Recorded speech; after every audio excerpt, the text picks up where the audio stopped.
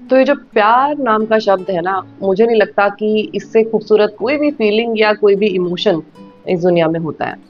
But आजकल का जो ये टाइम चल रहा है ना, it really breaks my heart जब मैं देखती हूँ कि मोस्ट ऑफ द लोग प्यार के नाम पे धोखा करते हैं। और जो एक अलग सेगमेंट ऑफ लोग बचते हैं बेचारे, जो बहुत इमोशनल या सेंसिटिव होते हैं और जो सचमुच में किसी को प्यार देना चाहते हैं या फिर किसी से प्यार लेना चाहते हैं, वो लोग ज़्यादातर ऐसे लोगों से टकरा जाते हैं या उनकी पेयर जो है ना ऐसे लोगों के साथ बन जाती है जो प्यार का मतलब ही नहीं समझते। और इवेंचुअली फिर जो ये अच्छे वाले सेगमेंट ऑफ लोग हैं ना, उनके साथ भी धोखा ही होता है इन द एंड। तो ये सारी बातें मैं आज आपसे क्यों कर रही हूँ, क्योंकि मेरे एक रेगुलर सब्सक्राइबर हैं, उनका चैनल है डेली यादें करके। और उन्होंने मुझे रिसेंटली कमेंट किया कि मैम 3 महीने हो चुके हैं और जो उनकी गर्लफ्रेंड थी उनका ब्रेकअप हो चुका है उससे।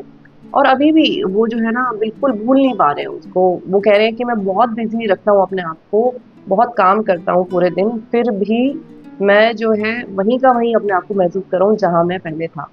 और ये उन्होंने कुछ चीज़ें मुझे 2-3 महीने पहले भी मेरे साथ डिस्कस की थी, मुझे उनके इस कमेंट के बाद याद आया। मुझे लगा कि आज का ये जो वीडियो है, ये उन सारे लोगों को मैं डेडिकेट करती हूँ जो इसी तरह की सिचुएशन में फँसे हुए हैं। तो आगे बात करने से पहले ना, इनका जो केस था वो मैं आपको थोड़ा-सा बताना चाहती हूँ। तो इनकी एक गर्लफ्रेंड थी, मुझे याद नहीं कि कितने टाइम से इनका अफ़ेयर चल रहा था, बट उसका प्रमोशन हुआ। और प्रमोशन होने के बाद उसके जो रंग-ढंग थे ना वो चेंज हो गए, उसने बात करना बंद कर दिया और इवेंचुअली ब्रेकअप ही कर लिया इनसे। उसके बाद से ये बहुत ज़्यादा दुखी हैं, बहुत ज़्यादा परेशान हैं, इनको समझ में नहीं आ रहा कि अब ये मतलब लाइफ़ में ना आगे कैसे बढ़ें। तो देखिए, जब भी ये ब्रेकअप होते हैं ना, तो बेसिकली ये 2 तरह के होते हैं मेरे हिसाब से। एक कैटेगरी में तो वो लोग आ जाएँगे जिसमें कि एक पार्टनर ने धोखा किया, वो धोखा किसी भी तरह का हो सकता है। जैसे कि कोई थर्ड पर्सन आ गया उसकी लाइफ़ में, वो छोड़ के चला गया आपको। जैसे कि उसको कोई और अच्छी अपॉर्च्युनिटी मिली, जैसे कि इनकी गर्लफ्रेंड ने किया कि उसका प्रमोशन हुआ, तो छोड़ के चला गया। या फिर कोई भी ऐसा केस जिसमें एक इंसान के एनवायरनमेंट में जैसे ही कुछ चेंज आया, जैसे ही कुछ पॉजिटिव चेंज आया और उसने अपने असली रंग दिखा दिए। तो एक कैटेगरी तो ये हो गई ब्रेकअप की। दूसरी जो कैटेगरी है वो ये है कि दोनों लोग सही हैं, दोनों में से कोई गलत नहीं है, पर जो उनके सर्कमस्टांसेस हैं, जो उनकी सिचुएशन है, वो फेवरेबल नहीं है। ठीक है? उसमें हम कुछ भी एग्ज़ाम्पल ले सकते हैं, जैसे कि पेरेंट्स वाली बात हो सकती है कि पेरेंट्स नहीं मान रहे, या कास्ट वाला, रिलीजन वाला, या फिर बहुत सारे एन नंबर ऑफ चीज़ें हो सकती हैं जिसमें कि दोनों जो लोग हैं, वो जेन्युइन हैं, लेकिन सिचुएशंस कुछ इस तरह की हैं कि वो उस रिश्ते को आगे नहीं ले जा सकते। ठीक है?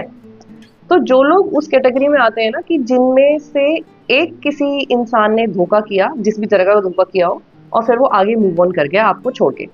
तो जो ये बचे हुए लोग हैं ना, जो मतलब पीछे छोड़ दिए गए हैं, मैं ये मानती हूँ कि आप लोग बहुत लकी हो।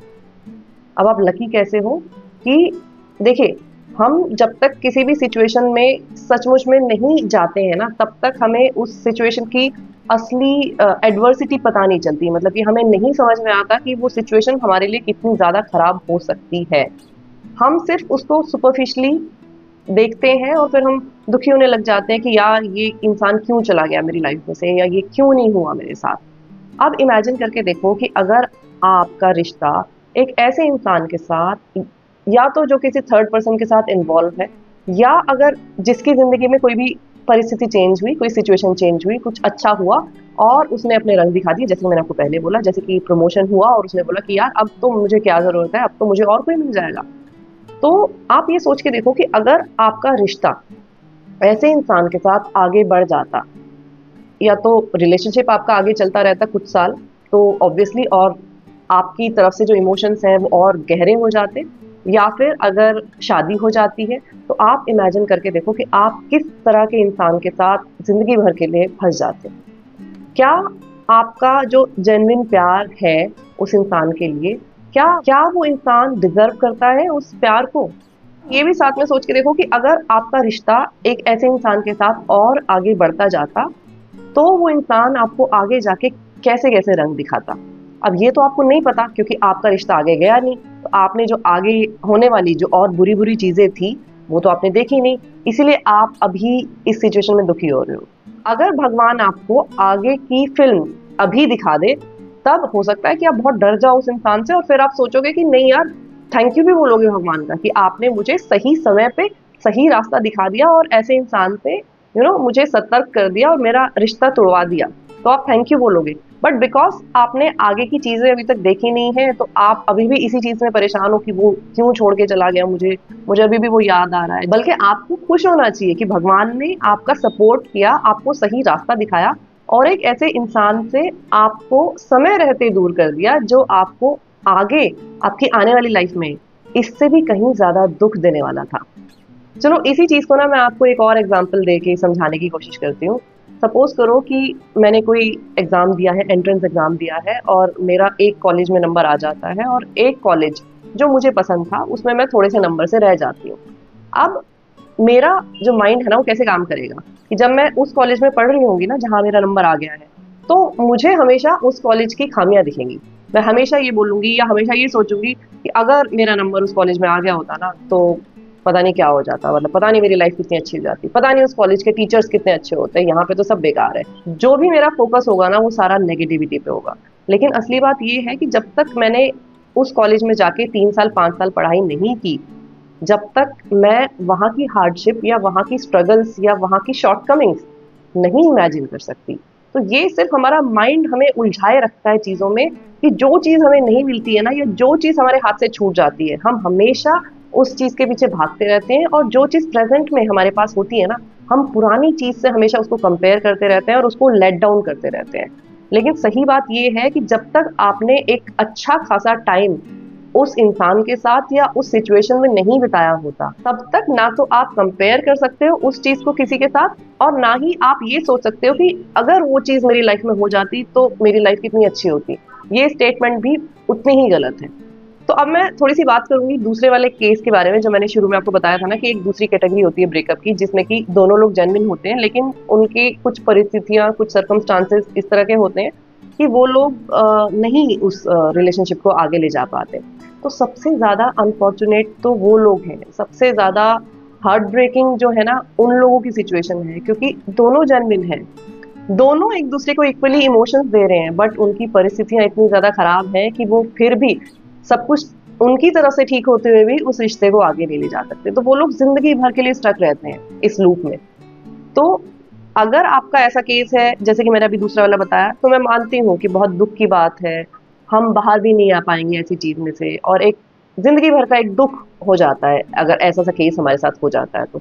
लेकिन जो लोग आपकी तरह है जिनका कि मैं अभी नाम ले रही थी, जिसमें कि एक पार्टनर आपको लेके या उस रिश्ते को लेके कितना सीरियस था वो समय रहते हमें पता चल जाता है। तो ऐसे पार्टनर के लिए तो दुख मनाने का कोई मतलब ही नहीं है। मतलब ऐसे पार्टनर के लिए अगर वो छोड़ के चला गया तो उसमें स्टक रहने का तो कोई मतलब नहीं है।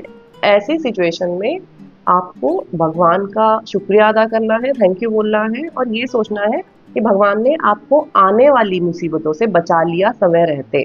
थोड़ा सा लॉजिकली सोचने की जरूरत पड़ती है हमें कई बार दिल के मामलों में भी। ऐसा नहीं है कि जो दिल की चीजें हैं उनमें हम बाकी दिमाग लगाना ना बिल्कुल छोड़ दें। और अगर हम दिमाग लगाना छोड़ देते हैं ना और सब कुछ दिल पे छोड़ देते हैं तो फिर हम परेशान ही रहते हैं, फिर हम स्टक ही रहते हैं। और मुझे ऐसा लगता है कि अगर आप अच्छे इंसान हो, जेन्युइन इंसान हो, बहुत इमोशनल हो, तो कोई ना कोई इंसान आपका वेट जरूर कर रहा होगा जिंदगी में, जो कि आपकी ये सारी फीलिंग्स और ये सारी आपकी अच्छाइयां ना डिजर्व करता हो। थोड़ा सा ना आपको अपनी प्रेजेंट सिचुएशन पे अच्छे से सोचने की जरूरत है, थोड़ा सा स्ट्रांग बनने की जरूरत है, चीजें अपने आप ठीक होती चली जाएंगी। तो आज की वीडियो में बस इतना ही। आई होप आपको वीडियो अच्छा लगा होगा। वीडियो अगर अच्छा लगा है ना तो उसको लाइक और शेयर जरूर करें। चैनल पे अगर पहली बार आए हैं तो सब्सक्राइब करना ना भूलें। मैं आपसे फिर मिलूंगी एक नए वीडियो के साथ। तब तक अपना बहुत सारा ध्यान रखिए। Lots of love to you. Take care. Bye bye.